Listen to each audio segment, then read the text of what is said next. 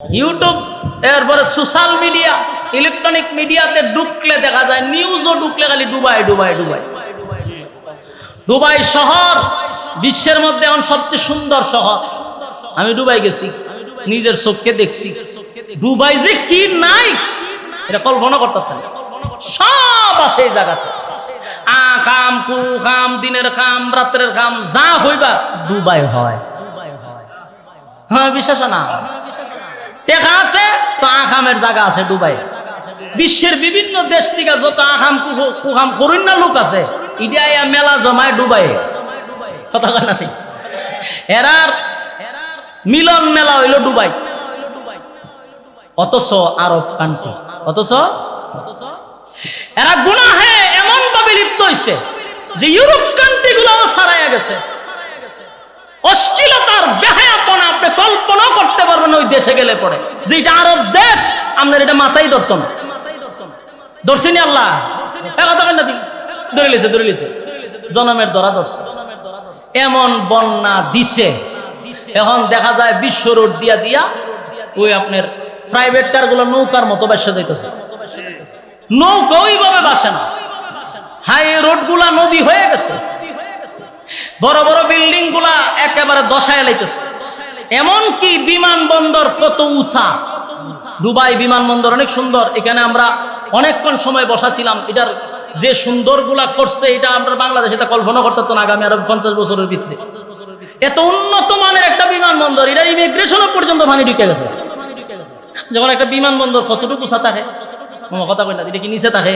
তো অনেক উঁচা, ওই ইমিগ্রেশনও পানি ঢুকে গেছে। তাহলে কি পরিমাণ পানি হয়েছে? এই এরা অন্তত 50 বছরের ভিতরে না আরো 75 বছরের ভিতরে এমন বন্যা এরা দেখে নাই দিছে। এরা তো এটা বুঝতেছে না যে আল্লাহ এরা ধরছে। কথা কই না দি? এরপরে ধরলে মনে সৌদিরে ধরবো। কথা কই না দি? খালি মক্কা মদিনা আল্লাহর ঘর আর নবীর ঘর দিকে আমরা কিছু কইতাম চাই না। রাসূলও নিষেধ করছে যে তোমরা মক্কা মদিনা কথা কইও না, আমরাও কই না। কিন্তু আজকে একটা নিউজে পাইলাম, সময় টিভি না কোন টিভিতে নিউজ দেখলাম, গোটা আরব দেশের মধ্যে সবচেয়ে বেশি সিনেমা হল হলো সৌদিতে।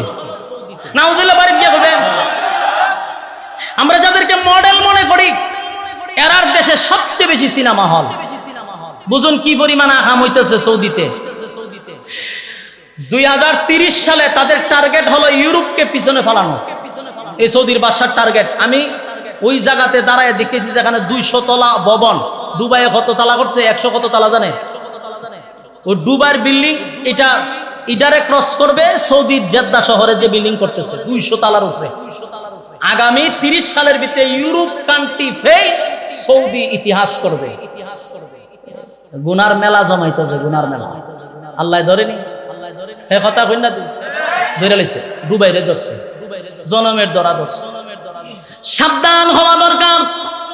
গুনাহ যেখানে বেশি হয়, মালিক সেখানে গজব নাজিল করে। খালি আমার নবী ডাইরেক্ট বলে গেছে, আল্লাহ আমার উম্মতকে আপনি একসাথে গজব দিয়ে মাইরেন না। নবীর দোয়ার বরকতে আমরা বেঁচে আছি, না হয় যেই পরিমাণ আকাম কুকাম আমরা করি আমাদেরকে ধ্বংস করে দেওয়ার কথা।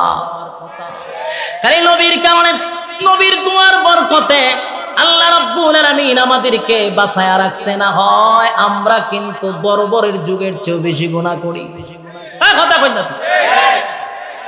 দুবাইরে ধরছে বাবা কইরা। এক পৃথিবীর সমস্ত দেশগুলা যাদের টাকা বেশি তাদের এখানে গুনাহও বেশি। কথা কই না দি? সৌদির এখন টাকা বেশি, সৌদি সিনেমা হল নিয়ে ব্যস্ত। আমার ফিলিস্তিনের মুসলমানদেরকে মারতে মারতে শেষ করে লিতেছে। সৌদির মাথা ব্যথা নাই, দুবাইয়ের কোনো মাথা ব্যথা নাই। ফিলিস্তিনের অবস্থা ভয়াবহ, মা বাচ্চাদেরকে একসাথে মারতেছে। কিন্তু সৌদি এইদিকে কোনো খবরই নাই।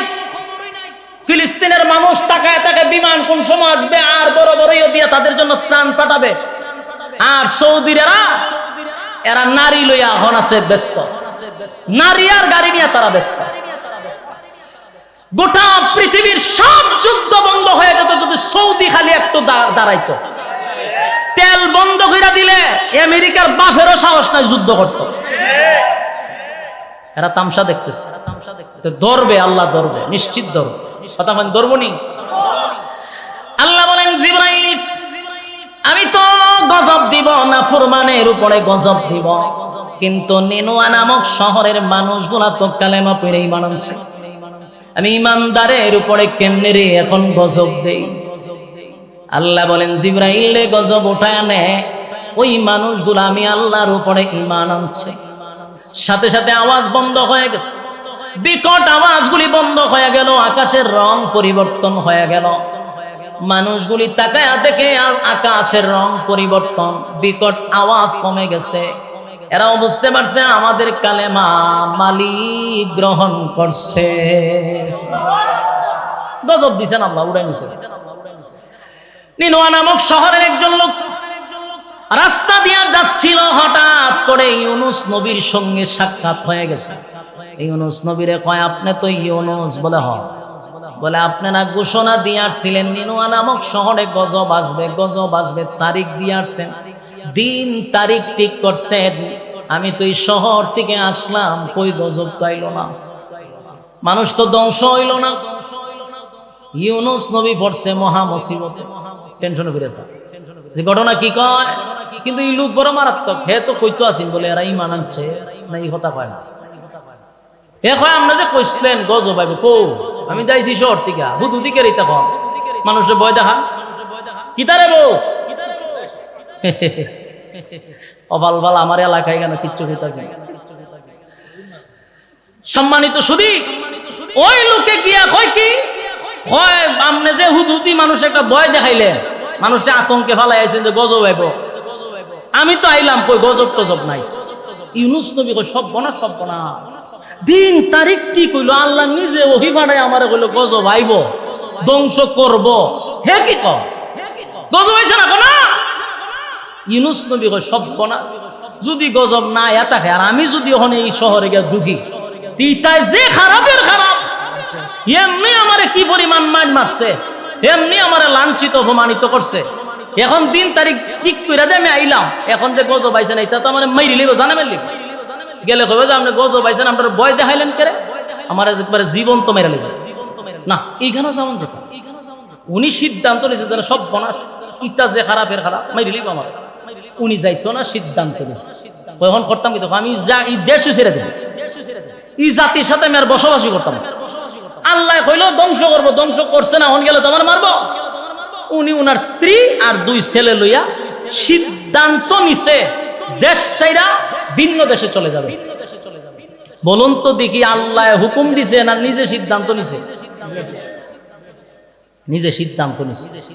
উচিত পয়গাম্বর হিসাবে ওহির অপেক্ষা করা, কথা কই না দি, মানে আল্লাহ তো একটা মেসেজ পাঠাইবো যেহেতু উনি পয়গাম্বর, কিন্তু উনি জিবরাইলের অপেক্ষা না কইরা নিজে নিজে সিদ্ধান্ত নিছে যে আমি যাই, তাদের দেখেন উনি আল্লাহর ওয়ার্ডার ছাড়াই দেশ ছেড়ে বিদেশ যাওয়ার সিদ্ধান্ত নিছে। যেই মাত্র দেশ ছেড়ে বিদেশ যাওয়ার সিদ্ধান্ত নিয়ে নিছে, উনি ভাবছে যে এটা তোর অপরাধ করতেছে, আমি যাই, আল্লাহ তো আমার এই ব্যাপারে কিছু করবে না, কিন্তু আল্লাহ ধরে লিছে।